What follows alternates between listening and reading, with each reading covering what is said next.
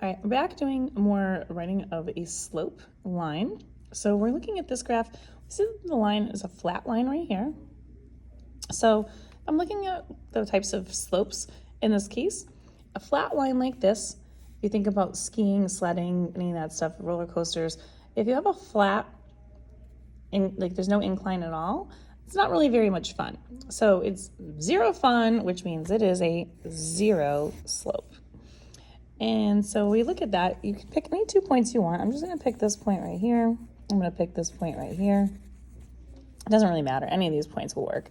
And you see that you're not going up. So you have a zero slope increase, zero rise. But you have a run. So if I'm going from here to that direction, I have a 1, 2, 3, 4, 5, 6, 7, 8. I'm going positive 8 in that direction. So that would be a 0 over 8. If I do that on a calculator, a scientific or a graphing calculator, you should get an error on that. And that is because it is a zero slope.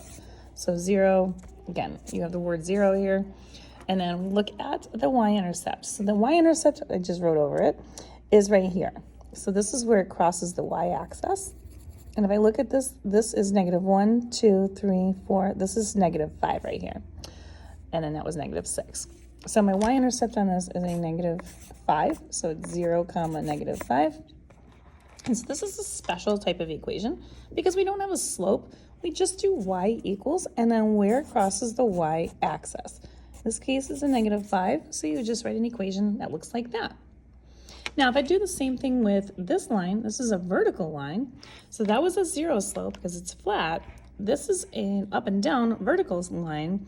So out of the choices that I have, undefined is what I have. So this is actually not a function because x repeats itself over and over again. But when I'm looking at my slope on this one, again, you notice that it's crossing the x-axis at a positive 5 right here.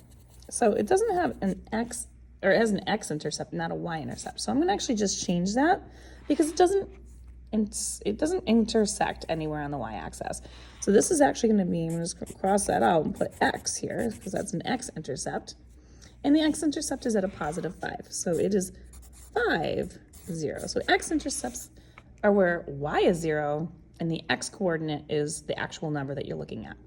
Now the slope on this, if that being one of the points, I'm just going to pick this point right here. We do have a rise, but we have no run.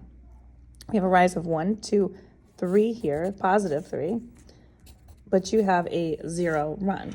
So your slope is 3 over 0.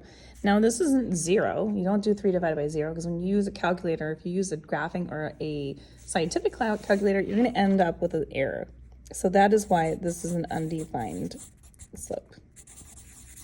So that would be your answer for the slope. And then instead of us writing, it's very similar to this kind of thing where you didn't have the slope.